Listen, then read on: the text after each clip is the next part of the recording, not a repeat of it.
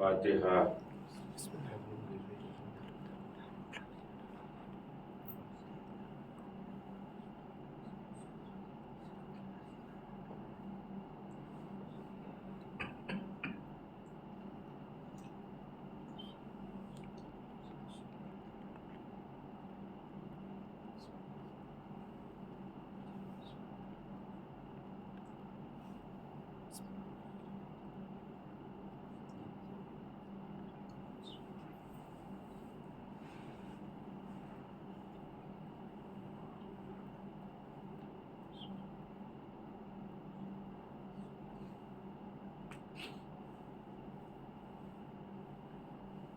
أعوذ بالله من الشيطان الرجيم.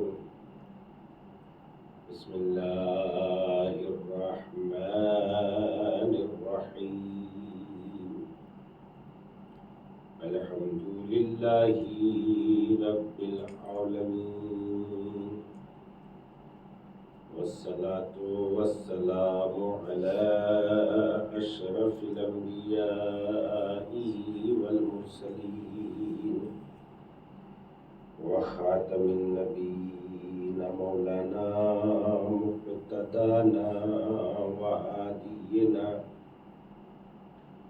وسيدنا أبي القاسم محمد اللهم صل على محمد وآل محمد وعلى أهل بيته الطيبين الطاهرين المعصومين الغر الميامين الذين أذهب الله عنهم الرجس أهل البيت وطهرهم تطهيرا.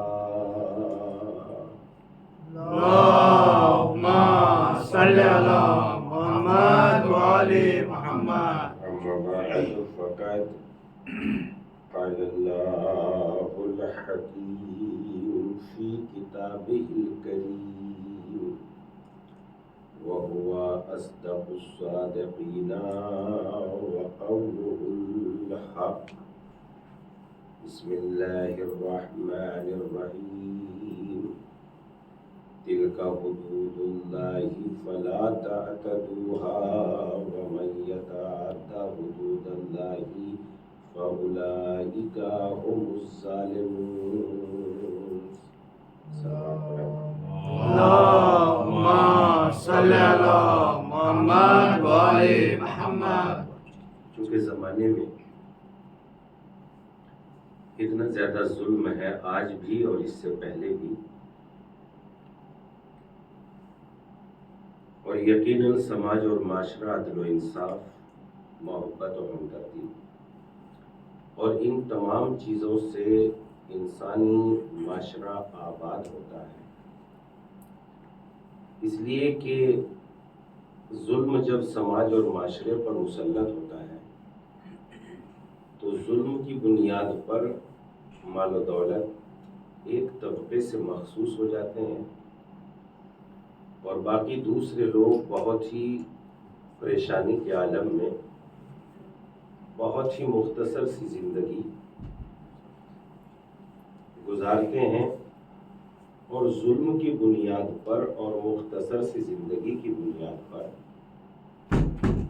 انسان کے اندر بہت سے عیب پیدا ہو جاتے ہیں. چونکہ انسان جب غربت کا مقابلہ نہیں کر پاتا تو پھر انسان چوری کرتا ہے، اور پھر جب چوری کرتا ہے تو سماج اور معاشرہ چوری، رہزنی، ڈکیتی، قتل و غارت اس کی زد میں آ جاتا ہے. سماج اور معاشرے میں اللہ نے انسان کو انسان بنایا ہے.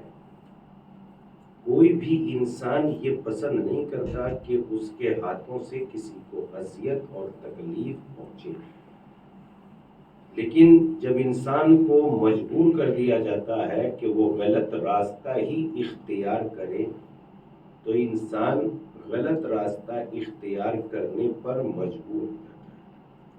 مثلاً ہم 10-15 جتنے بھی ہیں اس وقت یہاں موجود، کوئی اس وقت تک گدلا پانی نہیں پیے گا جب تک صاف و شفاف پانی مل رہا ہے. کوئی گدلا پانی پینے کے لیے تیار نہیں.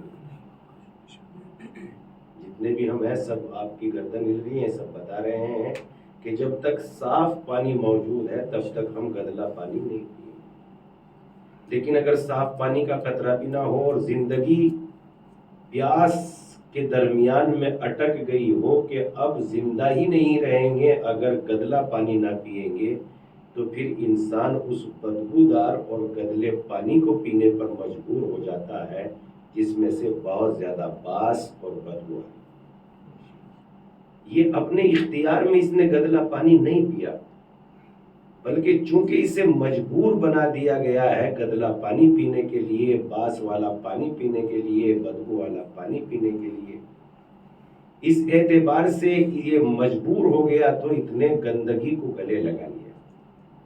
اسی طریقے سے سماج اور معاشرے میں خیانت، جھوٹ، چوری، راہزنی، نشہ آور چیزوں کا استعمال، یہ یقینی صورت میں گندگی ہے. لیکن جب انسان کو صاف و شفاف انصاف کا کوئی رہنما اور انصاف کا کوئی آئیڈیل ہی نہیں ہے تو پھر انسان بھی اسی راستے پر چل نکلتا ہے جس راستے پر سب جا رہے ہیں. اسی لیے ظلم سے بری چیز، سب سے بڑا گناہ ظلم ہے. ظلم سے بڑا گناہ اس کائنات میں کوئی بھی نہیں. اسی لیے انصاف، عدل و انصاف کی، اسلام عدل و انصاف کی اہمیت دلاتا ہے. اچھا، کچھ نمونے ہوتے ہیں جو عدل و انصاف کو قائم کرتے ہیں، اور کوئی بھی ایک ایسا شعبہ نہیں ہے جس میں کچھ نمونے نہ ہوں، کچھ آئیڈیل نہ ہوں، کچھ ایسے لوگ نہ ہوں جن کی پیروی کر کے ہم راستے پر چل جائیں اور راستہ بنانے والا کوئی نہ ہو اور راستہ خود بخود بن جائے. آج تک تو ایسا دنیا میں ہوا ہی نہیں. اس روڈ پہ ہم چل رہے ہیں، نہ جانے اس کو بنانے میں کتنا زمانہ لگا ہوگا، کتنی لوگوں نے دشواریاں پیدا ہوئی ہوں گی، کتنی تکلیفیں اٹھائی ہوں گی. اس کے بعد جب راستہ بن جاتا ہے تو چلنا بہت آسان ہو جاتا ہے. اسی طریقے سے نیکیوں کا راستہ بنانے والے بھی ہونے چاہیے جو سماج اور معاشرے میں نیکیوں کو قائم کرتے ہیں. اللہ نے ان کے انتظام کے لیے اپنے نبیوں کو بھیجا، اور نبیوں کے آخر میں سب سے عظیم نبی ہمارے نبی محمد مصطفیٰ صلی اللہ علیہ وآلہ وسلم کو مبعوث برسالت. اللہم صلی علی محمد وآل محمد. اور جب اللہ نے ہمارے نبی کو مبعوث برسالت کیا، قرآن کہتا ہے کہ گندگی اتنی تھی، کہ اتنی سیاہی تھی، اتنا ظلم تھا کہ جو غلام تھے انسان کو آزاد بن کے زندگی گزارنے کا حق ہی نہیں تھا. سود خور طبقے نے اتنی دولت جمع کر لی تھی کہ ساری کی ساری دولت بس چند لوگوں کے ہاتھوں میں تھی اور انسان کے پاس کچھ بھی نہیں تھا. انسان مجبور بن گیا تھا غلامی کی زندگی گزارنے. اللہ نے انہی چیزوں سے نجات دلانے کے لیے، تاکہ انسان کو نجات ملے،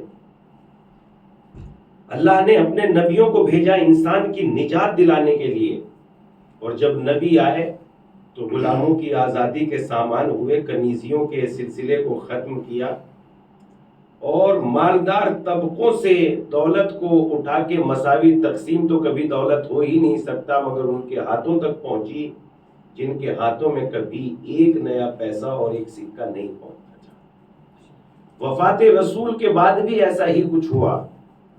اس کے بعد بھی دولت ایک کچھ خاص طبقے کے ہاتھوں میں چلی گئی، اور پھر وہی ظلم و زیادتی جیسا رسول اللہ سے پہلے تھی، وفات رسالت کے بعد یعنی وفات کے بعد بھی وہی طبقہ جو ہے بیت المال پہ مسلط ہو گیا.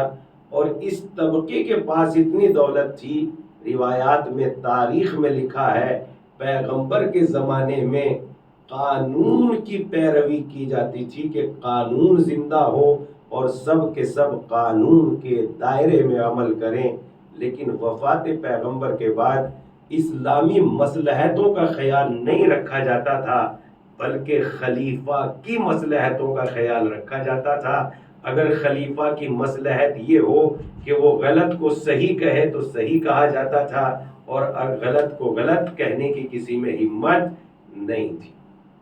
اس کے بعد جب رسالت کی یہ ذمہ داری اس ظالم طبقے کے ہاتھوں سے نکل کے ایک مرتبہ پھر اس ذمہ داری نے عدل و انصاف کی چوکھٹ پہ قدم رکھا، اور پھر سماج اور معاشرے میں وہی دور آیا۔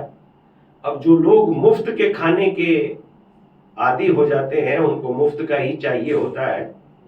طلحہ اور زبیر، جب امام علی علیہ السلام عدل و انصاف کی اتنی عظیم شخصیت اور اتنی عظیم ذات تھی کہ اس وقت تک بیت المال کا چراغ روشن کرتے تھے جب تک بیت المال کا کام کرتے تھے، اور جب بیت المال کا کام نہیں کر رہے ہوتے تھے اس وقت امیر المومنین چراغ کو بھی خاموش کرتے ہیں۔ روایت ہے، پورا واقعہ ہے، اور یہ پورا واقعہ نہیں ہے بلکہ انسانی فضیلتوں کا پورا سمندر ہے ایک شکل میں، تاکہ انسان اس سیرت پر عمل کرے، اس نقطے پر عمل کرے اور اپنی ذمہ داری کو ادا کرے۔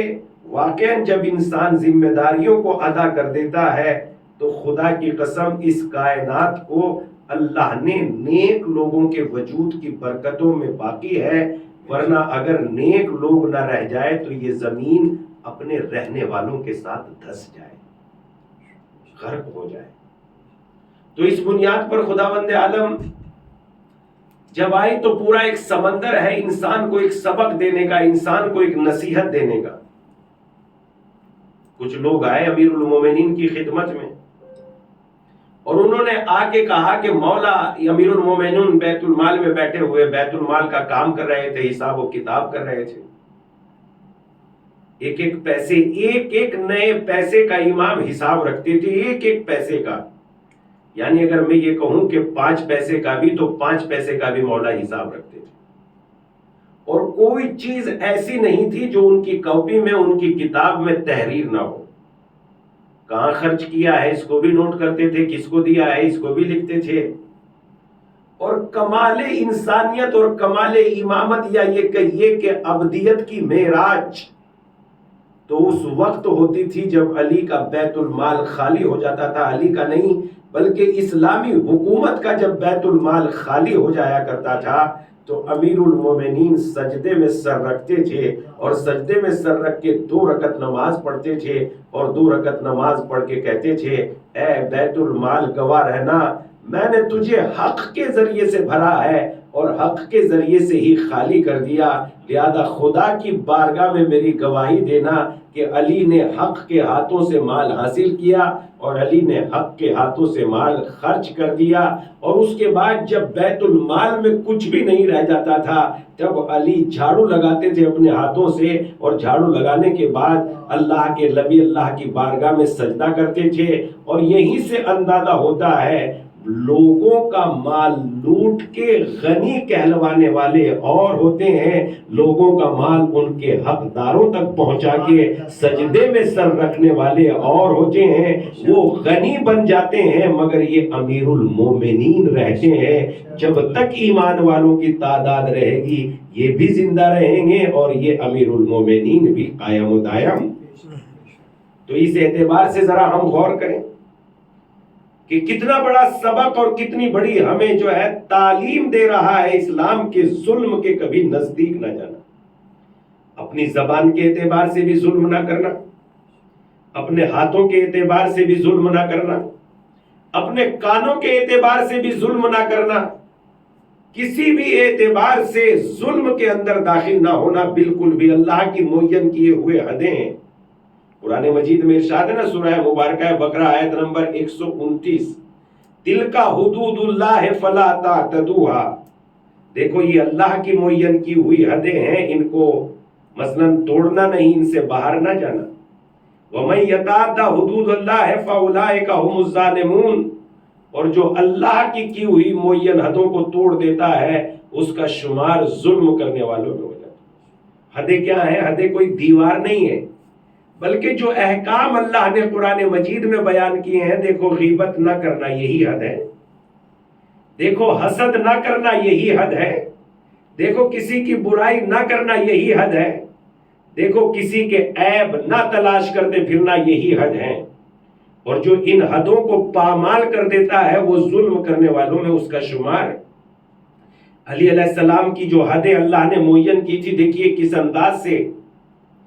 اب چونکہ ایک بہت زمانے تک اسلام کے اوپر ایک ایسا گروہ مسلط رہا جس نے خدا اور رسول اور اللہ کے مال کو اور لوگوں کے مال کو اپنی نجی ذاتی زندگی پر خرچ کیا، اور بے پناہ مثلاً بے پناہ لذیذ اور قیمتی کھانے کھاتے تھے اور بے پناہ عیش و عشرت سے زندگی گزارتے تھے۔ مگر وہ عیش و عشرت سے زندگی گزارنے والے یقینی صورت میں آگے بڑھتے ہیں، اور آگے بڑھنے کے بعد یہ جب خلافت آئی امیر المومنین کے حصے میں، اور جب حق نے حق کے دروازے پر سجدہ ریزی کی، حق نے جب حق کی چوکھٹ پر سجدہ کیا، یا حق نے جب حق کی چوکھٹ پر پیشانی جھکا دی، اس وقت ساری حدیں لوٹ آئیں۔ اور جب ساری حدیں لوٹ آئیں اس وقت ساری حدیں لوٹنے کے بعد کچھ لوگ آئے امیر المومنین کی خدمت میں، مولا آپ سے بات کرنا ہے۔ بیٹھے ہوئے بیت المال کا کام کر رہے تھے، جیسے ہی کہا مولا آپ سے بات کرنا ہے، کہا رکیے، اور جیسے ہی رکیے کہا ویسے ہی مولا نے چراغ جو بیت المال کا چراغ جل رہا تھا اسے بند کر دیا۔ ان لوگوں نے کہا ہم تو آپ سے بات کرنے کے لیے آئے تھے اور آپ نے چراغ کو خاموش کر دیا۔ کہ چونکہ جب تک چراغ جل رہا تھا تب تک میں بیت المال کا کام کر رہا تھا، اپنے گھر سے جا کے چراغ لے کے آئے اور اس کے بعد اس کی روشنی میں ان لوگوں کو بٹھایا۔ علی حساب کی اتنی باریکیاں رکھتے ہیں کہ ایک ایک پیسے کا حساب رکھتے ہیں۔ امیر المومنین علی ابن ابی طالب ایک ایک پیسے کا حساب رکھتے ہیں۔ یہ حساب کیوں رکھتے ہیں؟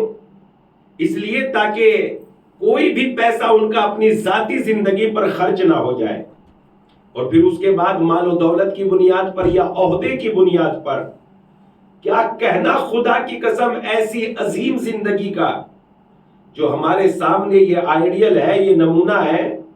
میں اکثر و بیشتر ایک بات کہتا ہوں، دنیا کے رہبر وہ ہے کہ ان میں فضیلتیں ہوتی نہیں، پیدا کی جاتی ہے، اور ہمارے رہبر وہ ہیں کہ جہاں ساری فضیلتوں نے جنم لیا ہو ان ذات کو ہمارے رہبر امیر المومنین علی ابن ابی طالب علیہ الصلوۃ والسلام کہتے ہیں۔ اللہم صلی علی محمد و آل محمد۔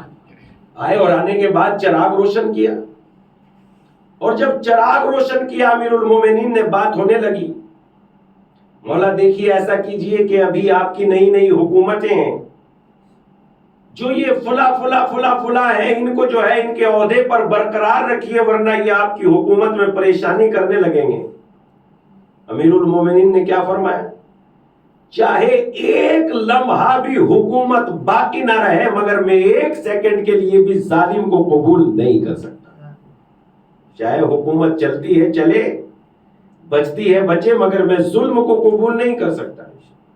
اس کے بعد انہوں نے کہا، بہت توجہ سے سنیے، اس کے بعد انہوں نے کہا کہ دیکھیے ہم سینئر لوگ ہیں اور اسلام میں ہم نے بہت مجاہدے کیے ہیں، اور ہمارا رسول اللہ سے بھی قریبی تعلق ہے، ہم ان کے رشتہ دار بھی ہیں، اور ہم سابق الایمان بھی ہیں، لہذا بیت المال سے ہمیں تھوڑا سا زیادہ سا عطا کر دیجئے جو سب کے حصے میں آئے۔ پہلے ہی دن جب علی نے خلافت کو سنبھالا تو ترکیب یہ نکالی تھی کہ سب کے حصے میں چاہے کوئی بڑا تھا یا کوئی چھوٹا تھا، جب بیت المال کا مال تقسیم کیا تو سب کے حصے میں 3 درہم آئے تھے، یہاں تک کہ بڑے چھوٹے ہو گئے تھے۔ اس لیے آج تک تو انہوں نے یہی کیا جا رہا تھا، بڑوں کی ناز برداری کی جا رہی تھی اور چھوٹوں کے حقوق کو جو ہے غصب کیا جا رہا تھا، مگر آج جو پہلے ہی دن علی کی حکومت آئی، آپ نے جو بیت المال کو تقسیم کیا تو سب کے حصے میں 3 درہم آئے، امام نے بھی 3 ہی درہم رکھے، اور جب 3 درہم امام نے رکھے اس وقت لوگوں کو بہت برا لگا، یہ کس کی حکومت آ گئی جس نے چھوٹوں کو بڑا بنا دیا اور بڑوں کو چھوٹا بنا دیا۔ اس لیے کہ علی کی حکومت میں کوئی سرکار سرکشی نہیں کر سکتا ہے. میں نے ایک مرتبہ پہلے بھی جملہ کہا تھا, علی کی ذات وہ ہے, خدا کی قسم لوگوں نے کہا ہے, میں نہیں کہہ رہا ہوں, کہ اس 4.5 سالہ حکومت میں کسی ایک کی آواز یہ بلند نہ ہوئی کہ آج میں بھوکا رہ گیا. علی خود تو بھوکے رہ سکتے تھے, مگر کوئی دوسرا بھوکا رہ جائے یہ علی کی حکومت میں نہیں ہو سکتا. یہ علی کی زندگی ہے. تو اس اعتبار سے جب ہم دیکھتے ہیں امیر المومنین علی ابن ابی طالب علیہ السلام کی زندگی کو, کیا کہنا اس زندگی کا, اس اعتبار سے کوئی ایک صدا نہ آئی, کوئی ایک آواز نہیں آئی. اور یہی نہیں کہ کوئی ایک آواز نہیں آئی, کوئی ایک صدا نہیں آئی, بلکہ آپ پڑھیے تاریخ کی کتابوں میں, آپ مطالعہ کریں گے تو آپ کو اندازہ ہوگا اس 4.5 سالہ حکومت میں کسی کو کوئی چوری کرنے کی بھی نوبت نہیں آئی, اور علی کی پوری حکومت میں کوئی ایک چوری تحریر نہیں کی گئی کہ کسی نے بھوک کی وجہ سے چوری کر لی ہو, کسی نے پیسے کی وجہ سے چوری کر لی ہو. یہ آئیڈیل حکومت یہ نمونہ بتا رہی ہے کہ جب 4.5 سال کی زندگی میں الہی حکومت ایسی ہے کہ انسان میں اتنے فضائل پیدا کر سکتی ہے, نہ کوئی ایک چور بنا, نہ کوئی ایک رہزن بنا. جبکہ ہم دنیا کی حکومتوں کو دیکھتے ہیں, روز بروز لوگوں کی تعداد میں, کرائم میں, جرائم میں اضافہ ہوتا رہتا ہے, اور لوگ نیکیوں کی طرف کم بڑھتے ہیں, مگر 4.5 سال کی عمر میں کوئی ایک جرم نہ ہوا. اس لیے کہ میں نے پہلے ہی کہا تھا, جب حقدار کا حق اس تک پہنچ رہا ہے,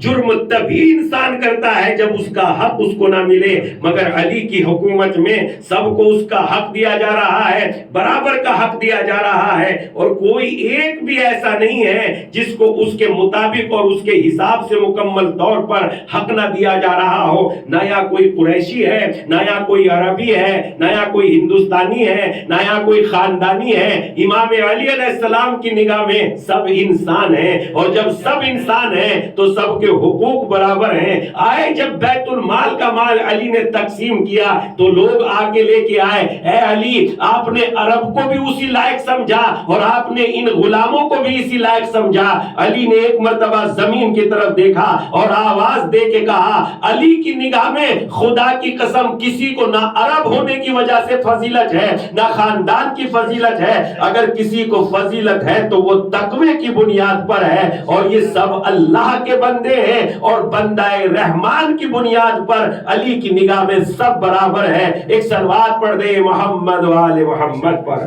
اللہم صلی علی محمد و آل محمد. یہ اس اعتبار سے سب برابر ہے کہ یہ بندہ ہے, خدا ہے, خدا کے بندے ہیں. تو اگر انسان کو بس یہی شعور آ جائے کہ ہم سب اللہ کے بندے ہیں اور اللہ کے بندے ہیں, اس کے بعد امیر المومنین کیا کرتے ہیں, انہوں نے کہا کہ ہم تھوڑے سے زیادہ ہیں, اہمیت رکھتے ہیں, اسلام میں ہم نے بڑی خدمتیں کی ہیں, مولا ہمیں تھوڑا سا بڑھا کے دے دیجیے.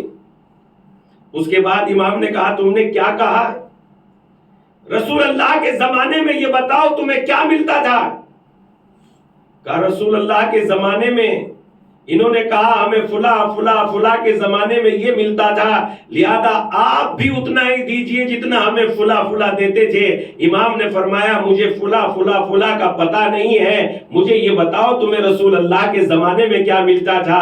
کہا ہمیں رسول اللہ کے زمانے میں وہی ملتا تھا جو آپ نے دیا ہے. کہا پھر ایمانداری سے بتاؤ رسول اللہ کی سنت و سیرت قابل عمل ہے کہ فلاں کی سنت قابل عمل ہے؟ نہیں علی, سنت تو رسول اللہ کی ہی قابل عمل ہے. اور اس کے بعد امام نے وضاحت کی, اور وضاحت کر کے کہتے ہیں تم نے کیا کہا, کیا تمہارا نظریہ یہ ہے کہ تم نے اسلام میں بہت زیادہ مجاہدے کیے ہیں اس لیے تمہارا حق زیادہ ہو گیا؟ ہاں علی, ہم نے اسلام میں مجاہدے کیے ہیں. کہ تمہیں اسی اسلام کا واسطہ دے کے کہتا ہوں, حق کے ساتھ بات کرنا, حق کے ساتھ بتانا. یہ بتاؤ اسلام میں تم نے زیادہ مجاہدے کیے ہیں یا میں نے زیادہ مجاہدے کیے ہیں؟ ہیں, نہیں یا علی آپ نے ہی زیادہ مجاہدے کیے ہیں. دوسری بات تم نے کیا کہی کہ ہم رسول اللہ کے زیادہ قریبی ہیں. بالکل ایمانداری سے بتاؤ, تم رسول اللہ کے زیادہ قریبی ہے یا ہم رسول اللہ کے زیادہ قریبی ہے؟ نہیں علی آپ ہی رسول اللہ کے زیادہ قریبی ہیں. پھر امام نے فرمایا اور تم نے کیا کہا, تم سابق الایمان ہو. ہاں علی ہم نے یہ کہا, ایمانداری سے بتاؤ تم سابق الایمان ہو کہ میں سابق الایمان ہوں؟ کہا نہیں آپ سابق الایمان ہیں, آپ سب سے پہلے ایمان لائے. آپ تو اس وقت نصرت کے لیے کھڑے ہو گئے جب لوگ رسول اللہ کا انکار کر رہے تھے, مگر آپ نے دعوت ذوالعشیرہ سے لے کے آج تک رسول اللہ کی حمایت کی ہے, آپ نے ان کی تبلیغ میں ہاتھ بٹایا ہے. اس کے بعد امیر المومنین علیہ السلام نے بیت المال سے باہر کی طرف دیکھا, ایک مزدور جا رہا تھا اور امام نے اس کی طرف رک کر کے کہا جبکہ تم جانتے ہو میرا عہدہ کیا ہے, میری عزت کیا ہے, میں بیت المال کا حاکم بھی ہوں, میں بیت پوری حکومت و سلطنت کا مالک بھی ہوں, اور حاکم ہونے کے باوجود اس کے بعد امام نے جملہ سنیے کیا فرمایا, اللہ اکبر, خدا کی قسم اس بیت المال میں جتنا حق اس غریب و فقیر کا ہے جو مزدور جا رہا ہے, اتنا ہی حق امیر المومنین علی ابن ابی طالب کا ہے. جب میں اپنے لیے امتیاز کا قائل نہیں ہوں تو تمہیں بڑھا کے کہاں سے دے دوں گا. ایک صلوات پڑھ دے محمد و آل محمد پر. اللہم صلی علی محمد و آل محمد. جب میں اپنے لیے امتیاز کا قائل نہیں ہوں, جب میں اپنے لیے بڑھوتری کا قائل نہیں ہوں, اس خزانے کا کیا کہنا, اس عظمت کا کیا کہنا, کہاں سے آ جائے گی علی کی زندگی؟ یہ انصاف کی ایک بالکل انصاف حقیقت. اور تھوڑے دیر اگر انسان عمل کر لے انسان پر اور حق کے ساتھ اپنی زندگی گزار لے تو کیا کہنا. یہ حقوق اور اخلاق کے وہ پاکیزہ نمونے ہیں جو انسان کو ابھارتے ہیں, انسان کی عزت کرتے ہیں. یہ اپنے عمل کو اس لیے نہیں کرتے کہ ہم بڑے ہو جائیں, بلکہ یہ عمل کو بڑا کرتے ہیں, اور جب عمل بڑا ہو جائے گا تو انسان تو خود ہی بڑا ہو جائے گا. اس کے بعد آپ دیکھیے ان کی سیرت میں یہ واقعات ملتے ہیں جو بہت اہمیت کے حامل ہیں. یہ کہتے ہیں, بتاتے ہیں کہ امیر المومنین کے یہاں دو لوگ مہمان ہوئے, ایک باپ ہے اور ایک بیٹا. اس سے پہلے جناب قمبر کا جو واقعہ ہے وہ معمولی درس نہیں ہے, اس میں بے پناہ درس بھرے پڑے ہیں, سیرت بھری پڑی ہے, اور بتا رہے ہیں کہ اپنے ماتحتوں کے ساتھ, اپنے سے چھوٹوں کے ساتھ کیسا سلوک ہونا چاہیے. جو تمہارے ماتحت ہیں ان کے ساتھ کیسا سلوک ہونا چاہیے, یہ امیر المومنین بتا رہے ہیں. اس کے بعد ایک بہترین دو لباس خرید کے لائے گئے, ایک تھوڑا سا قیمتی تھا, بہترین تھا, اور ایک تھوڑا سا کم قیمت کا تھا. امام نے کم قیمتی کو خود زیب تن کر لیا, اور جب کم قیمتی کو زیب تن کر لیا, زیادہ قیمتی کو جناب قمبر کو پہنایا. جناب قمبر کہنے لگے مولا آپ خلیفہ ہیں, لہذا قیمتی لباس آپ کو پہننا چاہیے. میں تو غلام ہوں, مگر امام علی نے غلامی کا احساس نہ ہونے دیا. جو ارشاد فرمایا اس میں بے پناہ سیرت ہے, بے پناہ اخلاق ہے. امام نے یہ نہیں کہا اے قمبر میری تو رضا مرضی یہ ہوتی ہے کہ جو ہے میں غلاموں کو ابھاروں, لفظ غلام استعمال نہیں کیا, بلکہ ایک مرتبہ علی نے کہا اے قمبر تم ابھی جوان ہو اور جوانوں پہ اچھا لباس زیادہ جمتا ہے. یہ وہی جواب ہے جو ایک باپ اپنے بیٹے کو دیتا ہے. تو علی لوگوں سے اتنی محبت کرتے ہیں جیسے باپ اپنے بیٹوں سے محبت کرتا ہو. یہ علی کا کمال کردار ہے, علی کا کمال کردار. اس لیے ہم نے اپنی آغاز گفتگو اسی بات سے کی ہے تاکہ اندازہ ہو جائے کہ ہم جن نمونوں کے سامنے, جن آئیڈیل کے سامنے, اور اس کے بعد ادھر دوسری طرف, ایک طرف یہ شہزادے, ایک طرف یہ امیر المومنین, اور یہ سادہ زندگی, اور اتنی سادہ زندگی, اتنی سادہ زندگی. اور کیا اعلان کرتے ہیں کوفے میں داخل ہوتے وقت, ان کے اخلاق کی بنیاد پر اسلام پھیلا, خدا کی قسم. ذرا سا خندہ پیشانی, ذرا سی اخلاق بازی. جب ہم ذرا سا اخلاق اختیار کر لیتے ہیں تو دوسرا سامنے پوچھنے والا مجبور ہو جاتا ہے یہ کس مذہب کو مانتے ہیں. یہ جب ایسے ہے تو یہ تعلیم آسمانی تعلیم ان کے پاس کہاں سے آئی ہے؟ اس لیے ان سیرتوں سے، ان مجلسوں سے، مجلس سن کے ان سیرتوں کے لطف اندوزی اٹھا کے ان کو فقط واہ واہ اور وعداد و تحسین پر ہی مثلا حمل نہ کیا جائے، بلکہ ان کو اپنی زندگی میں، ان باتوں کو اپنی زندگی میں اتارا جائے. جب ان باتوں کو ہم اپنی زندگی میں اتاریں گے، اخلاق پہ عمل کریں گے، سیرت پر عمل کریں گے. ایک طرف امیر المومنین کی زندگی جو غلاموں کے ساتھ ایسا برتاؤ ہے، اور ایک طرف اس شہزادی کونین کی زندگی جو خادمہ فضہ کے ساتھ ایسا برتاؤ ہے کہ ایک دن جو ہے گھر کا کام خادمہ کرتی ہے اور ایک دن جو ہے شہزادی کونین کرتی ہیں. اور اس کے بعد ذرا غور کرے، یہ تو دیکھنے میں آیا کہ فضہ کی نوبت پہ سیدہ نے کام کیا ہو، مگر یہ کبھی دیکھنے میں نہ آیا کہ فضہ سیدہ کی نوبت پہ جناب فضہ نے کہا ہو آج میں تھوڑی تکلیف میں ہوں لہذا آپ کام کر لیجئے. ایک طرف غلاموں کے ساتھ یہ سلوک اور ایک طرف جو ہے خادماؤں کے ساتھ یہ سلوک. اس گھر سے بہتر کوئی گھر کائنات میں نہیں ہے. بس پیغمبر اسلام کی ہی یہ حدیث کہہ کے بات کو آگے بڑھانا چاہتا ہوں. واقعاً جس طریقے سے علی اپنے علم و میدان و عمل میں بہت عظیم ہے، علی اس ذات کا نام ہے جو عبادت میں اتنے مشغول ہوتے ہیں، اتنے مشغول ہوتے ہیں. ایک مرتبہ کا واقعہ ہے، علی کے پیر پہ ایک تیر لگ گیا اور تیر لگ کے پار نکل گیا. آدھا تیر ادھر ہے اور آدھا تیر ادھر ہے. اسے نکالنے کی کوشش کی جا رہی ہے مگر وہ تیر نکل نہیں رہا ہے، بہت تکلیف ہو رہی ہے. پیغمبر نے کہا ابھی مت نکالو، جب علی نماز میں مشغول ہو جائے تو اس وقت اس تیر کو کھینچ لینا. یاد رکھیے گا تھوڑا سا، دیکھیے میں مثلا تمہید بنا رہا ہوں کس طریقے سے جب نماز میں یہ آ جائے، نماز میں مشغول ہو جائے تو اس تیر کو کھینچ لیجئے گا، علی کو پتہ بھی نہیں چلے گا اور تیر نکل جائے گا. اس بات کی ہماری دنیا میں بھی مثال پائی جاتی ہے، ایسا ہماری زندگی میں بھی پایا جاتا ہے. مثلا ہم دیکھتے ہیں جب ہمارے کوئی ٹھوکر لگ جاتی ہے نارمل حالات میں تو اس وقت جو ہے بڑی تکلیف ہوتی ہے، پیر پکڑ کے بیٹھ جاتے ہیں. لیکن جب دشمنوں پہ فتح پانے کا ہمارا ارادہ ہو تلوار چلاتے ہیں، زخم لگتے ہیں مگر تکلیف نہیں ہوتی، اس لیے کہ جب سامنے مقصد ہوتا ہے تو تکلیف کا احساس نہیں ہوتا.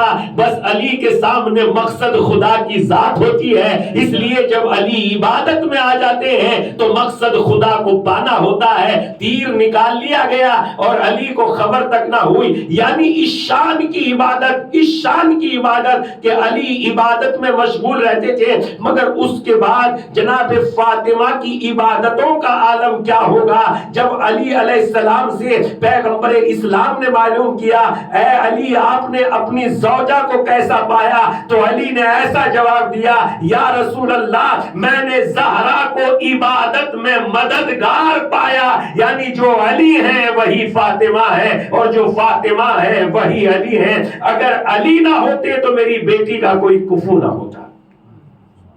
تو اس اعتبار سے علی کی زندگی وہ جواب دیا جو ایک غلام، ایک آقا، ایک باپ اپنے بیٹوں کو دیتا ہے. پھر اس کے بعد آگے بڑھیے اس سیرت کو. یہ سیرت اتنی عظیم ہے خدا کی قسم کہ اس سیرت میں لطف آ جاتا ہے جب انسان پڑھتے ہیں. آگے بڑھنے کے بعد دو آدمی آقا کے مولا کے مہمان ہوئے، اور جب دو آدمی آقا کے مہمان ہوئے، مولا کے مہمان ہوئے، ایک باپ ہے اور ایک بیٹا، جو کھانا ہے گھر میں وہ پیش کر دیا گیا. امیر المومنین بھی ساتھ میں بیٹھ کے کھانا تناول فرما رہے ہیں. معمولی بات نہیں. دنیا کے انسانوں کو ذرا سا عہدہ مل جاتا ہے تو انسان جو ہے بچ کے بیٹھنے لگتا ہے، بات کرنا پسند نہیں کرتا. مگر کیا کہنا اس نمائندہ خدا کا. ان کے ساتھ دسترخوان پہ بیٹھے اور دسترخوان پہ بیٹھنے کے بعد امیر المومنین کے دسترخوان پر جب کھانا کھا لیا تو ایک مرتبہ ہاتھ دھلانے کے لیے آگے بڑھے اور لوٹا امیر المومنین نے ہاتھ میں لیا تاکہ مہمان کے ہاتھ دھلا سکے. یہ تو لرز گیا، کانپ گیا. اور لرز کے اس نے کہا کہ مولا میں یہ نہیں برداشت کر سکتا. امیر المومنین نے ارشاد فرمایا تجھے میرے اسی حق کا واسطہ جس کی بنیاد پر تو میرا اتنا احترام کر رہا ہے، تم اپنا کام کرو اور مجھے میرا کام کرنے دو. اور اس کے بعد اس نے آرام اور ایک جملہ اور ارشاد فرمایا، اے دیکھو اگر کمبر پانی ڈالتے تو جس اطمینان سے تم اس وقت ہاتھ دھلتے تو یہ نہ سمجھنا کہ امیر المومنین پانی ڈال رہے ہیں اور ہاتھ جلدی ایسے مسل کے چھوڑ دینا، بلکہ جس اطمینان سے تم اس وقت ہاتھ دھلتے اسی اطمینان سے ہاتھ دھلنا تمہیں علی کے حق کا واسطہ. ذرا غور کریں کہ امیر المومنین کیا درس اخلاق دے رہے ہیں. اور اس کے بعد بیٹا آگے بڑھا. بیٹے کے ہاتھ نہیں دھلوائے امیر المومنین نے، بلکہ یہ کہا کہ اگر تم میری بارگاہ میں میری خدمت میں اکیلے مہمان ہوتے تو میں تمہارے ہاتھ ضرور دھلواتا، لیکن چونکہ باپ کا حق زیادہ ہوتا ہے بیٹے کے حق پر، لہذا میں نے تمہارے باپ کے ہاتھ دھلوائے ہیں. اور اپنے بیٹے محمد حنفیہ کو آواز دی اور آواز دے کے کہا کہ تم ان کے ہاتھ دھلوا دو. یہ علی کا انصاف وہ ہے، علی کی ذمہ داریاں وہ ہیں جو باریک باریک ذمہ داریوں کو بھی نہیں بھولتے، ایک ایک پیسے کا حساب رکھتے ہیں. اور علی کی نگاہ میں دنیا کتنی بے قیمت ہے، میں آپ کے سامنے لفظ استعمال نہیں کر سکتا کہ علی کی نگاہ میں دنیا کتنی بے قیمت ہے. اتنی بے قیمت ہے یہ دنیا. علی خود ارشاد فرماتے ہیں، اے دنیا میرے علاوہ کسی اور کو جا کے دھوکہ دے، علی تیرے دھوکے میں نہیں آ سکتے. میں تو تجھے اتنا لطیف اتنا کمزور سمجھتا ہوں، جتنا بکری کی ناک سے جو وہ ریت آ جاتا ہے میں اس سے بھی کہیں زیادہ تجھے حقیر اور کہیں زیادہ تجھے جو ہے عیبدار سمجھتا ہوں. لہذا تم میرے علاوہ کسی اور کو جا کے دھوکہ دے. اور جب امام لکھتے ہیں تو ایک ایک پائی کا حساب لکھتے ہیں، ایک ایک پیسے کا حساب لکھتے ہیں. یا علی جب یہ دنیا اتنی حقیر ہے تو آپ ایک ایک پیسے کا حساب کیوں لکھتے ہیں؟ حساب اس لیے لکھا جاتا ہے تاکہ دنیا کو بتایا جا سکے جب بغیر انصاف کے علی کی نگاہ میں دنیا میں معتبر نہیں بن سکتے تو آخرت میں بغیر حق کے قانون کے علی کی نگاہ میں کیسے معتبر بن سکتے ہو؟ تاکہ کسی کو یہ موقع نہ آ جائے کہ علی تو جنت دلوا دیں گے. ارے جب دنیا بغیر حساب کے نہیں دیتے تو جنت بغیر حساب کے کیسے دے دیں گے؟ ایک صلوات پڑھ دے محمد و آل محمد پر. اللہم صلی علی محمد و آل محمد. آ سکتا ہے نا یہ تصور، اور اکثر لوگوں کا تصور یہی ہے کہ جنت تو ہمیں مل جائے گی اور ہم جنت میں چلے جائیں گے. پہلے اس سیرت کو تو پڑھ لیجئے کہ علی کی سیرت کیا ہے، دنیا میں کس انداز سے امیر المومنین نے مثلا زندگی گزاری ہے اتنے عدل و انصاف کے ساتھ. اور اللہ کی بارگاہ میں جب خیرات کرتے ہیں اللہ کی بارگاہ میں، پھر امام علی علیہ السلام کا اخلاق جو بے پناہ نمایاں ہے. اللہ اکبر، خدا کی قسم وہ بے پناہ نمایاں اخلاق. لکھتے ہیں سیرت امیر المومنین میں مفتی جعفر حسین صاحب، یہ کتاب بہت عظیم کتاب ہے، کئی زمانوں میں کئی زبانوں میں اس کتاب کا ترجمہ ہوا. اس کتاب میں تحریر کرتے ہیں، لکھتے ہیں ان کے واقعات میں ان کے حالات میں امیر المومنین کی ایک زرہ کھو گئی اور چند دنوں کے بعد ایک یہودی کو پہنے ہوئے دیکھا اس زرہ کو. علی جو ہے حاکم ہے اپنی پوری حکومت کے، آرمی بھی ہے فوج بھی ہے سب کچھ ہے، لیکن اس کے باوجود بھی امیر المومنین نے اس سے زبردستی نہیں کی. میری ہے بھائی مجھے دے دو. یہ بھی نہیں کہا، کسی طاقتور کو بھی نہیں بھیجا، کسی فوجی کو بھی نہیں بھیجا، کسی تھانے دار کو بھی نہیں بھیجا، کسی کو نہیں بھیجا. بخود ذات خود سوال کرتے ہیں بذات خود، یہ زرہ میری ہے، نہ میں نے اس کو بیچا ہے اور نہ ہی کسی کو بخشا ہے. جبکہ بات اس میں یہ چھپی ہوئی ہے کہ یہ زرہ چوری ہو گئی. مگر کیا کہنا اس اخلاقی مجسمے کے، لفظ چوری کا لفظ استعمال نہیں کرتے بلکہ کہتے ہیں نہ تو میں نے اس کو بیچا ہے اور نہ ہی اس کو میں نے ہبا کیا، لہذا یہ زرہ میری ہے. اس نے کہا کہ یہ تو میری زرہ ہے. دونوں میں آپس میں ایک اختلاف ہوا اور بات پہنچی عدالت میں، اور پوری حکومت کا مالک عدالت میں جاتے ہیں. عدالت میں جانے کے بعد قاضی شرح کرسی عدالت پہ بیٹھے ہیں، جج کی کرسی پہ بیٹھے ہیں، اور جب جج کی کرسی پہ بیٹھے ہوئے ہیں قاضی شرح، تو ایک مرتبہ نگاہ کرتے ہیں ایک طرف تو وہ جس کے بارے میں خداوند عالم نے آیت نازل کی ہے کونوا مع الصادقین، یعنی یہ سچے ہی سچے ہیں، جھوٹ ان کو مس بھی نہیں کر سکتا، اور ایک طرف وہ ہے جس کا کوئی اعتبار نہیں۔ اب یہ پریشان ہو گیا کہ میں کیا کروں۔ امام علی علیہ السلام نے اس کے چہرے سے اس کی تکلیف کو پڑھا اور ایک مرتبہ کہا قاضی شرح، مقدمے کا فیصلہ شخصیتوں کو دیکھ کے نہیں ہوتا، قانون کی حدوں میں ہوتا ہے۔ تجھے میرے حق کا واسطہ جو قانون کہہ رہا ہے دونوں فریقوں کی باتوں کو سن، اور جو قانون کہہ رہا ہے اس کی روشنی میں فیصلہ کر، نہ تو یہ توجہ کر کے ایک طرف علی ہیں اور دوسری طرف کھڑے ہیں۔ شخصیت بلند ہو سکتی ہے مگر جو ہے ہو سکتا ہے اگر وہ فیصلہ اس کے خلاف ہو۔ ٹھیک، قاضی شروع نے مرتبہ علی سے معلوم کیا آپ کی دلیل کیا ہے کہ یہ جو ہے زرہ آپ کی ہے۔ امام نے کہا کہ نہ میں نے اسے بیچا ہے اور نہ ہی ہبہ کیا، لہذا زرہ میری ہے۔ اس نے کہا، یہودی سے کہا تمہارے پاس کیا دلیل ہے کہ یہ زرہ آپ کی ہے؟ اس نے صاف لفظوں میں کہہ دیا قبضہ جو ہے اسلام میں دلیل ملکیت ہوتا ہے، لہذا میرے پاس موجود ہے، یہ دلیل ہے اس بات کی کہ یہ زرہ میری ہے۔ امام جو قاضی نے جو ہے فیصلہ یہودی کے حق میں سنا دیا، اور جیسے ہی فیصلہ یہودی کے حق میں سنایا گیا ویسے ہی عدالت کو چھوڑ کے اب جو باہر نکلے، مگر اس نے اپنے ضمیر میں جھانک کے شروع کیا کہ یہ اتنا بڑا انسان ہے کہ اس نے لفظ چوری بھی استعمال نہیں کیا، جبکہ زرہ میری ہے۔ میں دلیل کے اعتبار سے تو جیت گیا مگر حقیقت کو تو جانتا ہوں، زرہ میری نہیں ہے، زرہ تو علی کی ہے۔ مرتبہ باہر نکل کے کہنے لگا یا علی، مقدمہ تو میں جیت گیا ہوں مگر آپ میرے دل کو جیت گئے ہیں، اپنے ہاتھوں کو تو بڑھائیے، اس سے بڑا انسان کون ہو سکتا ہے جو چور کو بھی لفظ چوری سے تعبیر نہ کرے اور اس کے لیے عدل و انصاف کا ساتھ دے۔ اے علی، آگوں کو ہاتھ بڑھائیے تاکہ میں آپ کے ہاتھ پہ بیعت کر لوں اور اسلام میں داخل ہو جاؤں۔ آپ نے لفظ چور استعمال نہیں کیا ہے، چونکہ یہ زنا صفین سے آتے ہوئے راستے میں کہیں گر گئی تھی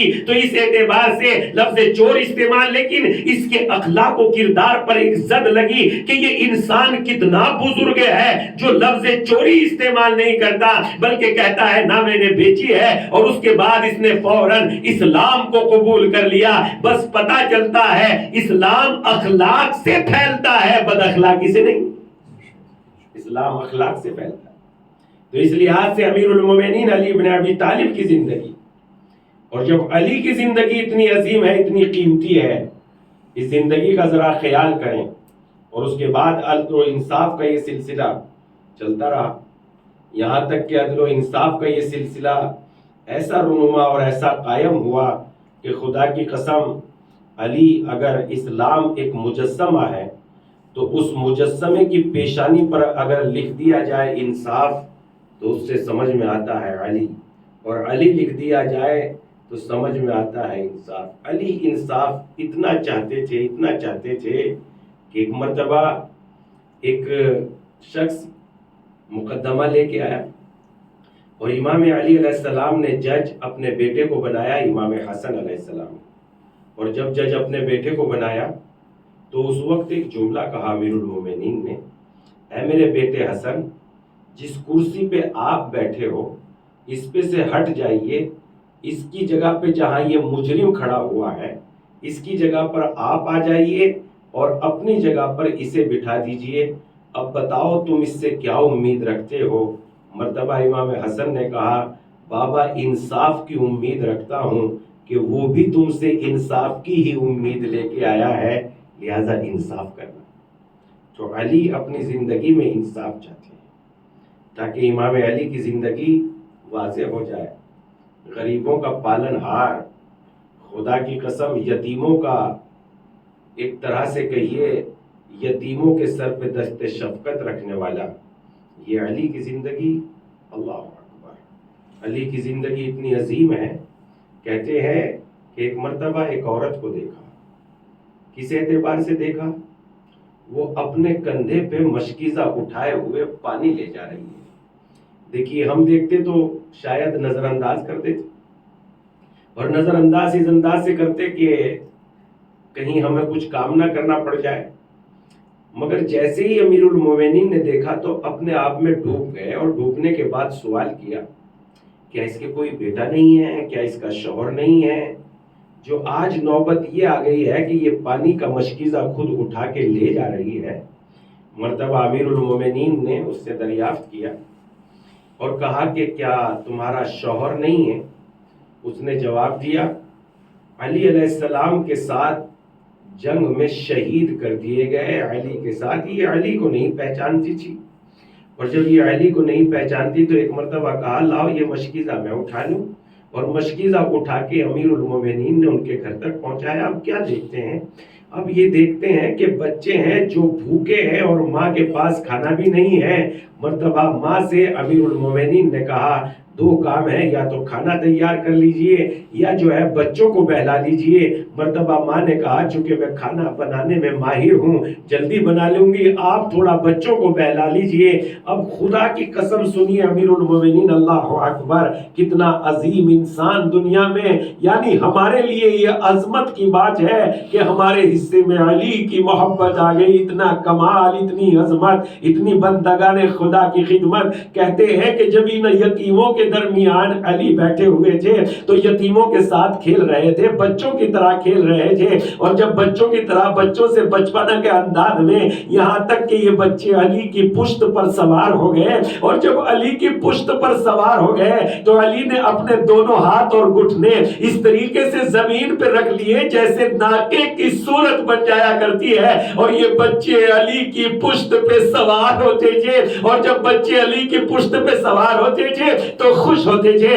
علی اللہ کا شکر ادا کرتے تھے، یا اللہ تیرا شکر ہے کہ میری زندگی یتیموں کی وجہ سے یہ یتیم علی کی زندگی سے خوش ہیں۔ مگر اس کے بعد امیر المومنین ایک بوری میں بھر کے، ایک کٹے میں، ایک جو ہے مثلا سامان میں بھر کے کوئی چیز میں روٹی اور کھجور لے جانے لگے، کبھی کچھ لے جاتے، یہاں تک کہ ان کے کھانے پینے کا روز انتظام کر دیتے، یہاں تک کہ حالات نے پلٹا کھایا۔ اور جب حالات نے پلٹا کھایا تو ایک دن وہ بھی آیا کہ ایک دن نہیں وہ آدمی آیا، دو دن نہیں وہ آدمی آیا، ان یتیموں نے ماں سے معلوم کیا اے والدہ گرامی وہ کیوں نہیں آ رہا ہے جو روز ہمارے پاس آ جایا کرتا تھا۔ مرتبہ ماں نے کہا نہیں معلوم، کہ آپ نے اس کا نام نہیں پوچھا؟ اے میرے بچوں پوچھتی تھی، مگر وہ یہی کہہ دیا کرتے تھے اگر احسان کرتا ہوتا تو ضرور اپنا نام بتا دیتا۔ ارے احسان نہیں کر رہا ہوں بلکہ اپنی ذمہ داری کو ادا کر رہا ہوں، علی کے اوپر یہ ذمہ داری ہے۔ اس نے اپنا کبھی نام نہیں بتایا، مگر وہ آ کیوں نہیں رہے؟ مگر جب بھوک کا مقابلہ نہ ہو سکا، ایک مرتبہ اس ماں نے ان یتیم بچوں کی انگلیوں کو پکڑا اور پکڑ کے لے کے چلی کوفے میں نکلی۔ اب جو کوفے میں نکلتی ہے لوگوں سے معلوم کیا ایک اس شخص کا اس طریقے کا آدمی ہے جس کے سر پہ ایسا امامہ ہے، ایسی ردا ڈالتے ہیں، اس انداز کے ہیں، داڑھی ایسی ہیں۔ لوگوں نے سمجھ لیا یہ یقیناً علی کے بارے میں معلوم کر رہی ہے، اور جب لوگوں نے سمجھ لیا علی کے دروازے کا راستہ بتایا، اب جو یہ علی کے گھر پہ پہنچی تو یہاں تو منظر کچھ اور ہی دیکھا۔ ارے علی کا جنازہ علی کے گھر کے صحن میں رکھا ہوا تھا، اور جب رکھا ہوا تھا جنازہ، ایک مرتبہ اس نے چیخ ماری اور چیخ مار کے کہا اے کوفے کے بے غیرتو، ارے تم نے ایسے شخص کو قتل کر دیا جو یتیموں کا پالن ہار تھا۔ اسی طرح آپ مدینے میں آ جائیے، ارے وہ یتیم مدینے میں وہ نبی کی بیٹی جو یتیموں کی پالن ہاری کرتی تھی، وہ نبی کی بیٹی جس نے کبھی مسکین کو روٹی دے دی، جس نے کبھی یتیم کو روٹی دے دی، جس نے کبھی اسیر کو روٹی دے دی، اور خود بھوکی رہی اور اپنے بچوں کو بھوکا رکھا، مگر وہ ارے قسمت، ارے وہ نبی کی بیٹی کا جنازہ رکھا ہوا ہے، اور جنازے میں اتنے لوگ ہیں، یا جناب زینب ہے، یا امیر المومنین ہیں یا حسن ہے یا حسین ہے، اس کے علاوہ نبی کی بیٹی کے جنازے میں کوئی نہیں ہے۔ آج علی کی آنکھوں میں اندھیرا آ گیا، اور اتنا اندھیرا آ گیا، جنازہ لے کے چلے، جب جنازہ لے کے چل رہے ہیں ایک مرتبہ علی پوچھتے ہیں اے حسن، ارے تمہاری ماں کے جنازے میں یہ خاتون کون ہے؟ نہیں پہچان سکے جناب زینب کو علی۔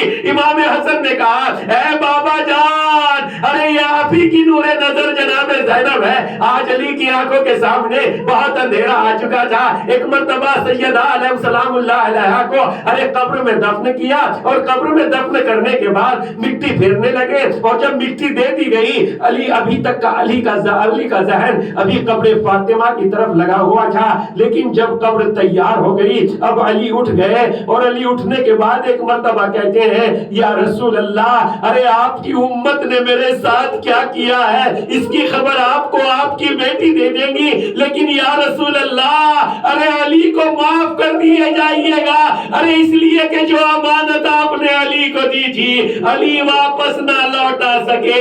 فاطمہ کی پسلیاں ٹوٹی ہوئی ہے، ارے شکستہ پسلیوں کے ساتھ سیدہ آپ کی خدمت میں آ رہی ہے۔ الا لعنت اللہ علی قوم الظالمین وسيعلم الذين ظلموا أيام منقلبين ينقلبون۔ پروردگارا تجھے واسطہ محمد و آل محمد کا آقا کے ظہور میں تعجیل فرما۔ پروردگارا تجھے واسطہ محمد و آل محمد کا جہاں جہاں صاحب ایمان ہے، جہاں انسان زندگی گزارتے ہیں، جان کی، مال کی، عزت کی، آبرو کی حفاظت فرما۔ پروردگارا سیرت سیدہ پر، سیرت امیر المومنین پر، بلکہ یہ کہیے کہ اہل بیت جن کا تعارف اللہ نے قرآن میں کرایا ہے، اور اہل بیت جن کا تعارف جن کا تعارف رسول اللہ نے اپنی حیات میں کرایا ہے، پروردگارا ہمیں سیرت اہل بیت پر چلنے کی توفیق عنایت فرما دے۔ پروردگارا تجھے واسطہ محمد و آل محمد کا بے گھروں کو گھر عطا فرما۔ پروردگارا ہمیں اخلاق محمدی عنایت فرما۔ پروردگارا جو ایک بہت بڑی دعا ہے تیری بارگاہ میں وہ ہے پروردگارا ہمیں علی کے جیسی زندگی اور علی کے جیسی موت عنایت فرما۔ پروردگارا تجھے واسطہ محمد و آل محمد کا ہم سچائی پر ہمارا انتقال ہو جائے ایسی توفیق عنایت فرما۔